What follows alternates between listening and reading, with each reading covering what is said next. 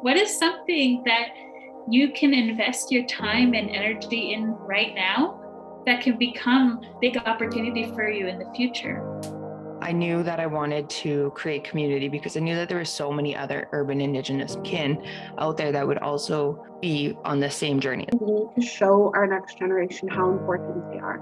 I am that first generation that didn't have to attend residential school. I can be the first in my family to do so many things that are going to be breaking the cycle in order to have intergenerational healing in my family line moving forward. When we incorporate culture into our programs and into our sessions, and you're giving these youth an opportunity to revitalize it. To being true to yourself and being, true to your indigeneity will take you a long way, and it will carry you a long way. I'm going to show you that you're important. I'm going to show you that your ideas matter. I'm going to show you that you have what it takes to make this community better.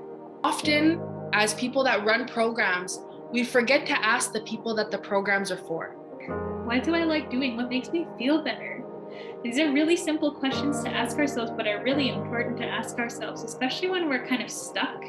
My first word of advice is to apply for a Rising Youth grant. A lot of different people within the communities in the North use Rising Youth because funding is very, very scarce. You now have a responsibility to go forward and to be an advocate for Indigenous people. You can't say you didn't know, and you can't say you don't know, because you know now. We wouldn't have a nonprofit if we weren't able to apply for this grant that supported our podcast, right? I'm just really lucky to be working with these people and having Rising Youth support. But I was able to use funds, and I was able to use a grant in order to reach out to hundreds, potentially thousands of people across the country, to be able to tune in and listen to Indigenous scholars and Indigenous academics, Indigenous leaders and advocates. How can we really display Indigenous excellence? And that's not necessarily being like bringing on Indigenous lawyers or being on what this Western idea of excellence is. It's just Indigenous people succeeding in their everyday lives and what that looks like to them. I see myself as Indigenous excellence and my future kids as Indigenous excellence, and I can hear our languages being spoken in schools.